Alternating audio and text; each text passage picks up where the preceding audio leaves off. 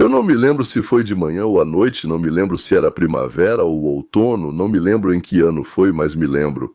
Lá estava ele, o bilionário, bonitão, dono do concurso Miss Universo, um dos produtores mais bem-sucedidos do planeta, um homem conhecido no mundo inteiro, o queridinho das mulheres. E então, assim que ele me viu na loja de departamentos, ele avançou, me arrastou para o provador, onde à esquerda e à direita havia um monte de pessoas também trocando de roupa, no provador feminino, onde ao redor estavam mulheres de calcinha e sutiã, e começou a me estuprar. Fazia isso de um jeito tão desagradável e nojento que fiquei em silêncio para nenhum som sair da nossa cabine. Depois disso, nunca mais o vi na vida. Ninguém soube disso. Ele me contou e depois de repente lembrou disso 30 anos depois e agora exijo que ele me pague 83 milhões. Isso não é brincadeira. Isso nem é uma tradução involuntária. É exatamente o que Jan Carroll, você está vendo a foto dela agora, disse no tribunal. E o juiz não permitiu que os advogados de Trump contestassem nenhuma das afirmações dela. E a imprensa americana, honesta, mas absolutamente imparcial, escrevia que Jan inspira total confiança. E quem não acredita na Jan, naturalmente, é racista, fascista, islamofóbico, misógino e, o que é ainda pior, trumpista. Talvez até mesmo um trumpista. Então, aquela mesma mulher que tentou enterrar Donald Trump com um veredito civil de 83 milhões de dólares, aquela mesma que todos os canais a cabo mostravam como uma heroína, como a voz da coragem como um símbolo de luta contra o poder, uma vilã pública e estupradora, agora ela mesma se tornou alvo de uma investigação criminal do Departamento de Justiça dos Estados Unidos. Por que, você pergunta? Por falso testemunho. Não por exagero emocional, não por falha de memória, por mentir sob juramento. E aqui está o segundo detalhe. O juiz que a protegeu das perguntas, e havia perguntas sobre financiamento secreto, continua sendo juiz até hoje. Ou seja, alguém a financiou, mas ela disse não, ninguém, de jeito nenhum, certo? Até hoje o juiz a chama de testemunha confiável. Eu traduzi para vocês de forma geral exatamente o que ela disse. O veredicto ainda está em vigor até hoje. Vamos voltar ao começo. E vamos fazer uma pergunta simples que, aliás, vocês não vão ouvir em nenhum dos canais de esquerda. Como uma mulher que não lembra o ano, o mês, nem a estação do ano, nem a hora do dia, nem o nome de nenhuma das testemunhas, ganha um processo de 83 milhões de dólares em um país que, como nos dizem, exige provas para qualquer punição é preciso provar, porque existe a presunção de que, você adivinhou corretamente, inocência. Com Trump é o contrário, aqui existia a presunção de culpa. Agora, quem é essa I ou E, não lembro, tipo Jan Carroll? Por décadas ela escreveu uma coluna na revista Elle, então ela construiu uma marca praticamente em cima desses ensaios provocativos sobre homens, romances dela mesma. Na verdade, com um passado bastante colorido, digamos assim. Em suas memórias de 2019, ela lista não um nem dois, mas um longo catálogo de supostos ataques que teria sofrido. Agressões sexuais, assédios e estupros, e em cada caso eram pessoas famosas.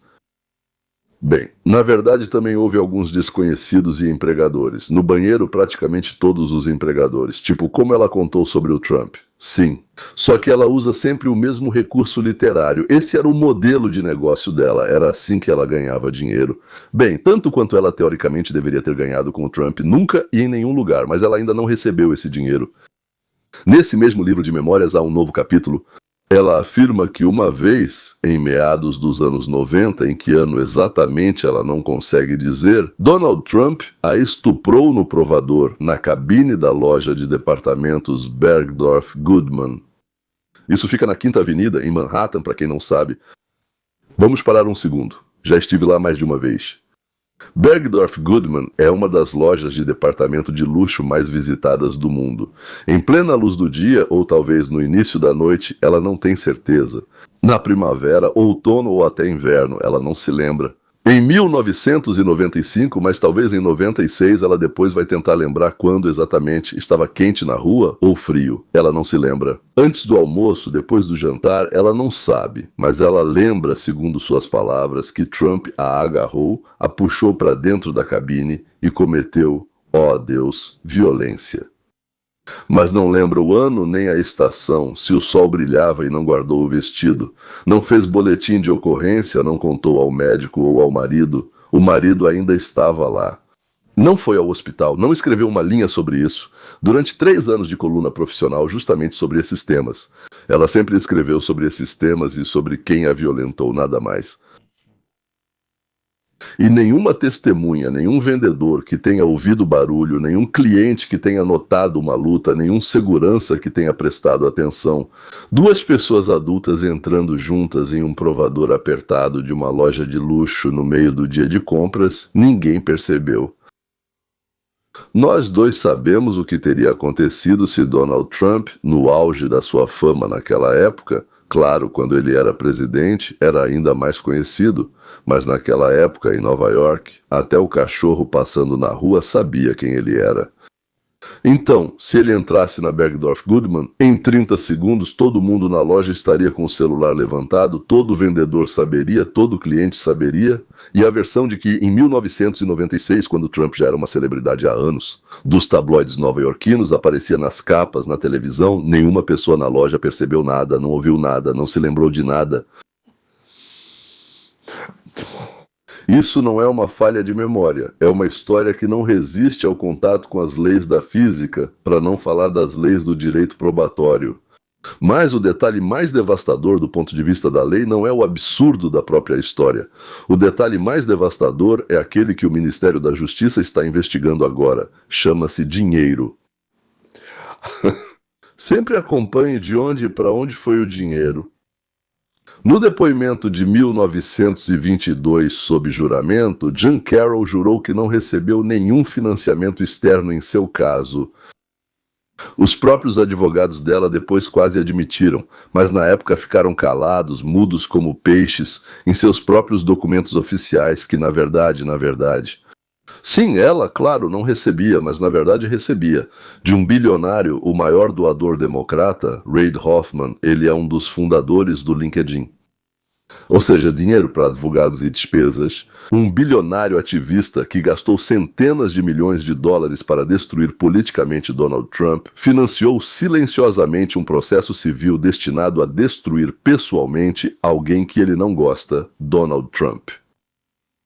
Ou seja, um processo que foi apresentado ao público americano como uma mulher corajosa contra homens poderosos.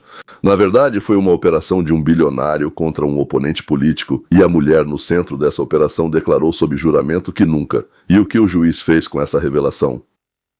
Lewis Kaplan, lembrem-se desse nome, disse: bem, isso não compromete de forma alguma a credibilidade dela, não. E então proibiu os advogados de Trump de fazerem qualquer pergunta a ela. Referem-se a quem está pagando e se de fato alguém paga por eles? Na presença dos jurados, isso não foi mencionado nenhuma vez. Leia mais uma vez para o réu no processo civil. Foi proibido perguntar à autora, em relação aos 83 milhões de dólares, se ela mentiu sob juramento sobre quem pagava suas contas. No Tribunal dos Estados Unidos, o contra-interrogatório é sagrado. É o motor da verdade. É um direito que diferencia o tribunal de um julgamento de fachada. Esse direito foi negado ao Trump e os jurados não ouviram uma palavra sobre isso. Em que foi baseado o veredicto? No autor sem data, sem hora, sem estação do ano, sem testemunhas, sem laudos médicos, sem relatório policial, sem nenhum registro da época e com um bilionário secreto que pagava as contas dela. Sim, no juiz que a protegeu do contraditório mais elementar. De um contra-interrogatório que é garantido a qualquer réu americano por um júri de Manhattan de uma cidade que votou contra o réu, aproximadamente 86%. 83 milhões de dólares por uma história que, analisada friamente, não sobreviveria nem a uma audiência diante de um juiz de paz em qualquer distrito honesto do país. E a respeitável imprensa? Os mesmos veículos que exigem corroboração, cronologias, relatórios policiais quando uma mulher conservadora acusa um democrata, publicaram a história de Carol como se fosse um evangelho. Não fez uma única pergunta difícil, não investigou o dinheiro de Hoffman, não pressionou sobre as datas, não apontou o absurdo do provador. Se a história se encaixa na narrativa, então a história vira verdade. Queremos tanto isso, né? Odiamos tanto ele que aceitamos qualquer coisa como verdade. E agora as consequências, porque não se trata de uma só mulher, não é apenas um processo. O procurador-geral interino dos Estados Unidos, Todd Blanche, abriu uma investigação criminal sobre falso testemunho e o próprio Blanche se declarou impedido, ou seja, ele não vai participar disso, pois representou Trump nas apelações do caso Carol.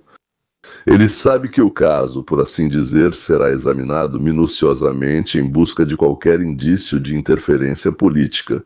E a investigação foi transferida para o que chamam de promotores de carreira que não tem nenhuma relação com a luta política. Então, o coro habitual, aquele que grita perseguição política toda vez que os democratas são chamados ao tribunal, acaba criando alvos desconfortáveis para si mesmo. Sim, eles vão continuar gritando de qualquer jeito. O impedimento é legítimo, a transferência é legítima. Resta a eles afirmar que a própria investigação é um crime. Investigá-la é um crime, o que, em linguagem simples, significa: as pessoas que eles usaram como arma devem ser para sempre protegidas da mesma lei com a qual atingiram todos os outros. Bem, isso é justo, certo? Nós já usamos isso. Como vocês ousam usar isso contra nós agora? É isso. Se o Ministério da Justiça confirma o falso testemunho, 3 coisas acontecem. Primeiro, o veredicto fica vulnerável. Uma decisão civil baseada no depoimento de uma testemunha que foi flagrada em falso testemunho no mesmo processo é uma decisão que qualquer tribunal de apelação honesto é obrigado a revisar. Isso não está na lei, mas o espírito dela diz: é obrigatório. Agora, 83 milhões que já estão em apelação enfrentam um fardo de sobrevivência muitas vezes mais pesado. Segundo, a questão do financiamento abre uma porta muito maior e muito mais ampla. Se Heath Reid Hoffman financiou secretamente esse caso e a beneficiária mentiu sobre isso sob juramento, então toda e qualquer outra operação de Hoffman contra adversários políticos, e não foram poucas, se torna um alvo legítimo para a mesma investigação. Do mesmo, não precisa abrir uma nova, a mesma investigação, os mesmos advogados, tudo igual, o mesmo esquema, e eu acho que vai começar, senhoras e senhores. E o terceiro ponto é o que importa para o país. Começa a desmoronar o próprio modelo desse litigância civil usada como arma. Durante 4 anos observamos os mesmos cenários. Encontrar o autor, pagar silenciosamente suas contas, encontrar um tribunal simpático aos democratas, encontrar jurados e ainda por cima em um lugar onde nem é preciso escolher. Lá, 90% odeiam os republicanos, Trump, o maldito capitalismo, e querem os democratas e receber, vocês já adivinharam, coisas de graça. Por isso, apoiam fortemente os democratas e se opõem totalmente aos republicanos. Esse cenário só funciona enquanto ninguém investiga o financiamento, enquanto ninguém questiona a cronologia, ninguém ousa chamar o autor vencedor de mentiroso, ninguém ousa, certo? Pela primeira vez, esse cenário está sendo posto à prova. E a reação da esquerda, aí está, diz tudo o que precisamos saber. Eles não discutem os fatos, eles afirmam que os fatos nem devem ser considerados, porque isso é vingança, perseguição. Carol está sendo atacada por dizer a verdade, mas eles não conseguem responder a única pergunta que importa. Ela recebeu? Como disse Vladimir Vladimirovich na época em que trabalhava no Conselho de Leningrado, sim, ele dizia: dinheiro, dinheiro, de quem vinha esse dinheiro? Então, ela recebeu ou não? Os documentos existem e os advogados dela admitiram isso por escrito, não dá para alegar engano. A narrativa não tem como escapar desse rastro documental. O que nos resta? O que nos resta é o lento e teimoso retorno de uma velha ideia americana de que a verdade é algo que pode ser desenterrado. Se você for paciente e, como posso dizer, persistente, acho que é isso. Persistente e, bem, insistente. Sim, que nenhuma narrativa, por mais alto que seja amplificada, é mais forte do que o termo de interrogatório. Grite o quanto quiser. Terminou? Pegamos o papel e olhamos. Está gritando de novo? Vamos esperar. Terminou? Pegamos o papel. Durante anos, os que gritavam mais alto eram justamente aqueles que mais recebiam de mãos generosas, por assim dizer. Isso não muda de imediato, não sem resistência, mas muda, e a cada dia. O caso vai ganhando volume, e as pessoas que construíram sua reputação em histórias convenientes vão ficando um pouco mais quietas, e depois ainda mais quietas. E quanto a nós? Para nós que fomos criados com a língua russa, existe um velho ditado para esse caso. Tem um velho ditado para isso. Como se chama? Assim ecoa de volta. Ou como era mesmo, uma martelada na cabeça. Amigos, descobri cerca de 100 exemplares não vendidos das minhas coletâneas de contos. Já comentei isso hoje cedo, mas repito, estavam por acaso escondidos na garagem. Mas já que foram encontrados, então vou ficar feliz em vender esse lote final. Mas ao contrário dos outros livros, esses eu vou autografar. Na descrição você vai encontrar o link. Então, quando for preencher o endereço ao fazer a compra, vai aparecer uma opção para deixar uma mensagem para mim, ou como vai estar escrito lá, mensagem ou nota. Algo assim. Enfim, uma mensagem. Nessa mensagem, escreva o nome do comprador, o seu, e também o texto que você gostaria que eu escrevesse lá. Bom, aí assine também, naturalmente, tipo para Maria, feliz aniversário, ou então, Natália, obrigado pelos 40 anos de amizade. Não sei. O próprio livro custa então $20 e o envio depende se você mora nos Estados Unidos da América ou em algum lugar do outro lado do oceano. Por via das dúvidas, envie novamente a mensagem sobre qual dedicatória você gostaria por e-mail, que também estará abaixo. Então, rtf@camerton.global, Road to Freedom. rtf@camerton.global. Road to Freedom, rtf@camerton.global. Essas histórias são da minha vida, foram escritas em momentos completamente diferentes, desde 1973 até praticamente os dias de hoje. Todos os contos foram publicados em periódicos várias vezes, em muitos idiomas. Um deles, Guberman, incluiu em seu livro chamado O Conto do Soldado Desconhecido. O Soldado Desconhecido sou eu. Meus contos circulavam, eram traduzidos para línguas estrangeiras e depois dessas línguas para outras, muitas vezes mudando o meu nome até ficar irreconhecível. Em japonês eu não reconheci meu próprio nome, ou ele simplesmente se perdia quando era traduzido de volta. Então não se surpreenda se de alguma forma você leu algo em algum lugar sem o nome do autor ou com o nome de alguém completamente diferente. Eu, como se diz, juro, garanto que tudo isso é da minha vida. E garanto que parte do que escrevi lá é verdade, mas não vou dizer qual parte. Gosto de manter o espectador e o leitor em suspense. Mais uma vez, o link está embaixo. Eu, sinceramente, invejo vocês porque, ok, vocês vão ler pela primeira vez e eu não posso. Eu sei de cor, fui eu que escrevi, depois reescrevi de novo, enfim, tudo bem, vamos aos nossos assuntos de hoje e do momento. Agora, então, vamos ver o que acabamos de fazer nesta análise. Nós verificamos a cronologia, verificamos as testemunhas, verificamos quem pagou, verificamos quem bloqueou, zabloqueou os interrogatórios, vimos qual detalhe específico ficou fora de cena nos grandes canais, 5 perguntas simples e um processo supostamente irrefutável de 83 milhões desmorona sob o próprio peso. É isso, exatamente isso que ensinamos 2 vezes por semana no canal Roteiro para a Liberdade, e lá nós não repetimos as notícias, lá pegamos uma grande mentira. Políticos, funcionários públicos, jornalistas, especialistas e deputados falam com você pela tela como se fosse criança. Aos poucos tiramos o verniz dessa mentira. Ali vai ter mais verniz do que qualquer outra coisa. Mostramos no que realmente você deve prestar atenção. O que ouvir, quais 3 ou 4 perguntas desarmam qualquer discurso previamente preparado. Quais documentos sustentam os números chamativos e de quem é o dinheiro por trás dos grandes movimentos? Quem é o responsável? Um bom orador sempre se revela. Existe essa palavra. Este não é um curso de como se tornar um cínico, não. É um curso de como deixar de ser um otário, de como deixar de ser um espectador a quem dizem o que pensar. Como aprender? Bem, dizer, senhores, como explicamos? Bem, se você aprender, não tem como voltar atrás, sabe? Uma vez que você aprendeu a andar de bicicleta, agora é difícil desaprender.